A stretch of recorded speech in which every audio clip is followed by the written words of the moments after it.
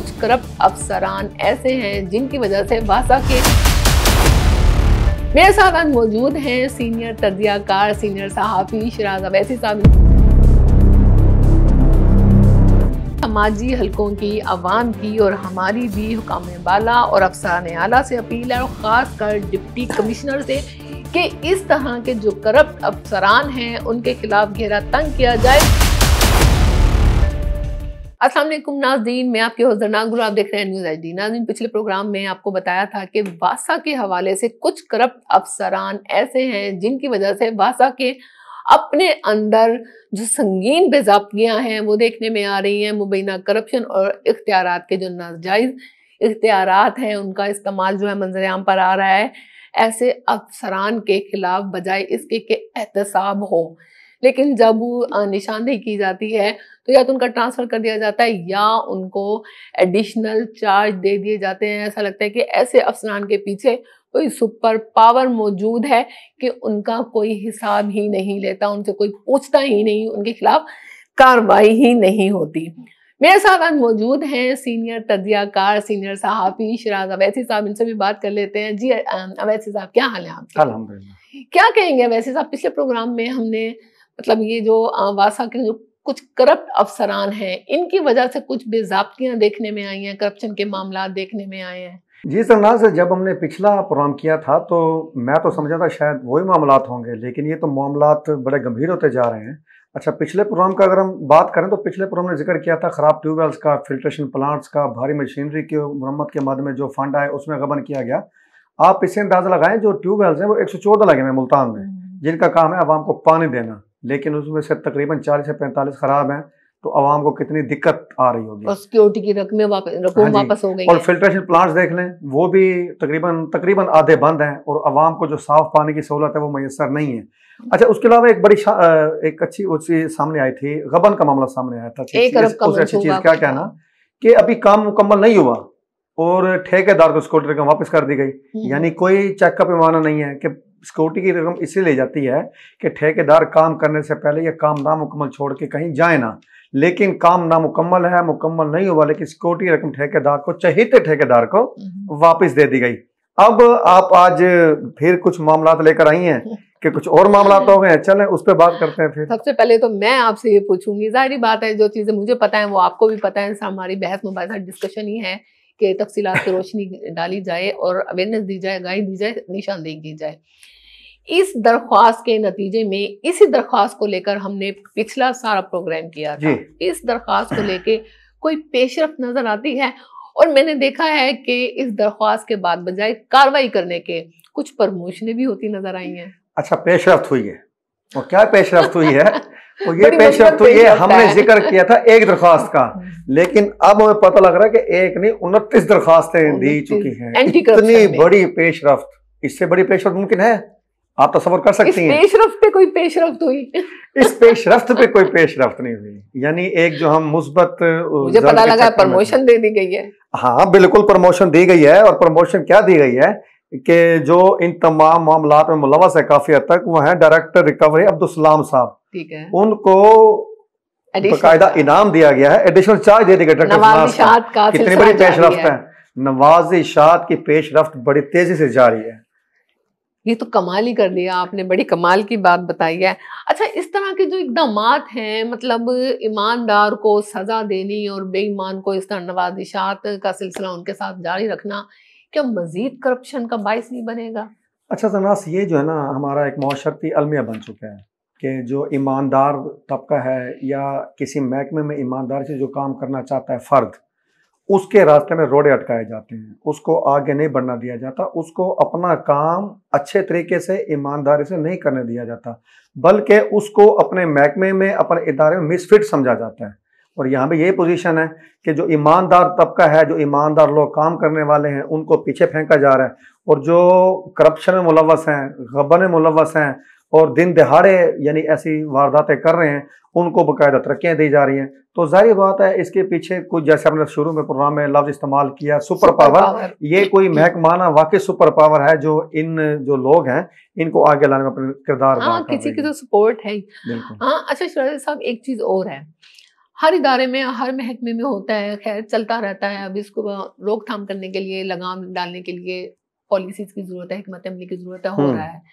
लेकिन वासा में जो बेज़ाब्तियां हैं, इन्हीं अफसरान के अंडर ये बेज़ाब्तियां देखने में आ रही हैं। पामाली जो मेरिट की धज्जियां उड़ाई जा रही हैं, रिकवरी असिस्टेंट को सर्कल इंचार्ज सुना है लगा दिया गया है, तो जो ना अहल है उसको अहल किस तरीके से कर रहे हैं? अच्छा, सबसे पहले तो हम ना बड़े इज्जत और एहतराम से नाम लेंगे उनका, क्योंकि जाहिर बात है उनके पीछे बड़ी ताकतवर किस्म की सुपर पावर है। नाम ना ले बस। नहीं, क्यों ना ले, दरखास्तों में नाम दिया जा चुका है ना, जो एंटी करप्शन में दरखास्तें गई हैं, बाकायदा तौर पर उनको मेंशन किया गया। कोई इरफानुल हक साहब हैं, तो कुछ जाम मुजाहिद साहब हैं, ये रिकवरी असिस्टेंट थे, इनका स्केल 10वां है। और आपको मजे की बात बताऊं, ये रिकवरी असिस्टेंट जो 10वां स्केल है, इस पे काम करने की बजाय 16वां स्केल का सर्कल इंचार्ज इनको लगा दिया गया।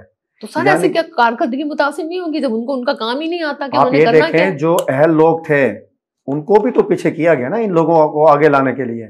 यानी जो ईमानदार लोग हैं, जो काम करने वाले लोग हैं, उनकी हक तलफी की जा रही है। पूरे वासा महकमे को बदनाम किया जा रहा है कारकर्दगी के हवाले से। एक पूरी जो लाइन अप है उसको डिस्टर्ब किया जा रहा है। देख, मुकम्मल अगर लाइन जा रही है, अगर बीच में उसको काट दें तो जाहिर बात है कि डिस्टर्बेंस तो होगी।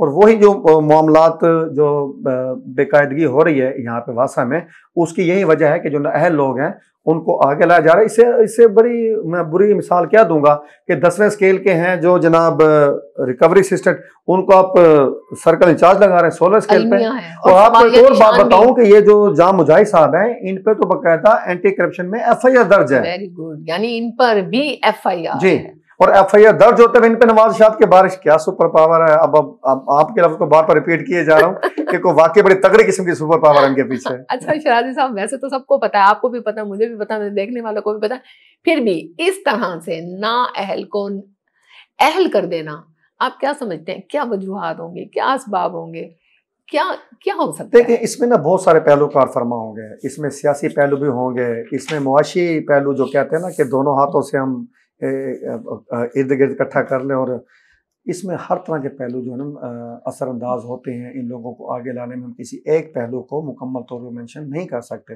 लेकिन जो भी पहलू हैं, खुदारा ये जो वासा का महकमा है ये इंतहाई अहम महकमा होता है। इसके ज़िम्मे अवाम तक पानी की नेमत पहुंचाना होता है। और आपको पता है पानी जो है ये ज़िंदगी की असास है, ये ज़िंदगी की बका है। अगर हम इसी में यानी कि मामलात सही तरीके से नहीं चलाएंगे तो जो हम रब की तरफ से हमें नेमत दी गई है, हम तो उसका जो शुक्राना अदा करने के बजाय कुफराना यानी कर रहे हैं। फिर वो लोग जो बाकी अच्छा काम कर रहे हैं, जाहिर बात है अच्छाई बुराई हर जगह होती है। अगर करप्ट अफसरान मौजूद है तो अच्छे अफसरान भी मौजूद है, उनका भी नाम खराब हो रहा है, उनकी मेहनत भी जीरो पे आ जाती है। अच्छा सर, एक मामला और भी है, यूनियन कौंसिल 5 के एक हेड क्लर्क एक माली की वजह से बड़ा परेशान है। अब जाहिर बात है, एक हेड क्लर्क और एक माली, तो माली की हुक्मरानी हेड क्लर्क पे क्या कहते हैं? देखें, ये आप ना ओहदे की तौहीन कर रही हैं, वो माली नहीं है। ये आप अपनी हंसी की पीछे इस तौहीन को छुपा नहीं सकती। वो माली नहीं है, वो जनाब मोहम्मद यूसुफ साहब सर्कल इंचार्ज हैं। बेशक माली पॉइंट हुए, लेकिन सर्कल इंचार्ज है फील्ड वर्क। तो आप उनको मालिक है कि इनकी तौहीन मत करें, आप हमारे प्रोग्राम का डेकोरम खराब मत करें। यानी हेड क्लर्क सही परेशान है। हेड क्लर्क बेचारा ठीक परेशान है कि एक माली है वो सर्कल इंचार्ज बन के जनाब मेरे पे हुक्मरानी कर रहा है, तो जाहिर बात बनती है हुक्मरानी। अच्छा शराजी साहब, क्या महकमे के अंदर जाहिर बात है, जैसे मैंने भी कहा, नेगेटिविटी पॉजिटिविटी मौजूद है, बुरे अफसरान मौजूद हैं तो अच्छे अफसरान मौजूद हैं, काम करने वाले लोग भी मौजूद हैं, जो कि पसे पुष्ट डाल दिए जाते हैं। उनकी तरफ से कोई कोशिशें नजर आ रही हैं, कोई इकदाम, या उनके साथ क्या हो रहा है? देखिए, एक नाम हमारे सामने है, वह राना आजम साहब हैं, जिनके ऊपर नाअहल लोगों को मुसल्लत किया गया। तो उन्होंने मज़ामत तो की, उन्होंने कहा कि आप गलत लोगों को आगे ला रहे हैं, काम को डिस्टर्ब करेंगे, लेकिन उनकी जो आवाज़ है वह कारखाने में तूती की कौन सुनता है। सुनने की बजाय उनको खड़े न लगाने की कोशिश की गई और आखिरकार वो तंग आकर छुट्टियां लेकर घर को चले गए कि जब मेरी आवाज़ कोई नहीं सुन पा रहा तो जाहिर बात है एक हद तक बंदा आवाज़ बुलंद कर सकता है, तो हौसले टूट जाते हैं। तो फिल वक्त उनका हौसला टूटा है और वो छुट्टी लेकर घर चले गए हैं। तो मैं जो महकमे के अरबाब अख्तियार हैं, हम अपने प्रोग्राम की तवस्सुत से उनसे गुजारिश करेंगे कि वो जो वासा मुल्तान के मामलात हैं उनको दुरुस्तगी की तरफ लेके जाएं, जो ईमानदार और अहल लोग हैं उनको आगे लाएं, ना कि जो कि करप्ट लोगों के सरपरस्ती में लोग आगे आ रहे हैं जिनके हमने नाम भी लिए हैं, बल्कि हमने अपने तरफ से क्या नाम लेने, बल्कि महकमे के लोगों की तरफ से एंटी करप्शन में उनको नाम लेकर दरखास्त दी गई और है। उसके बावजूद निशानदही करने के बावजूद कार्रवाई का ना होना, मजीद उनके नवाज देना, ये उनके हौसले बढ़ाए जा रहे हैं। और हम क्या, बहरहाल हम तो रिक्वेस्ट कर सकते हैं, इल्तिजा कर सकते हैं। हाँ जी, बहुत शुक्रिया शिराज साहब, आपने बड़ा अच्छी हमें बातें बताते हैं, बड़ा अच्छा तबसरा करते हैं। जी नाज़रीन, आपने देखा कि वासा जैसे इदारे में मुबैना करप्शन, नाजायज इख्तियारात और मेरिट की खिलाफ वर्जियां किस तरह धज्जियां बिखेरी जा रही हैं, किस हद तक पहुंच गई हैं।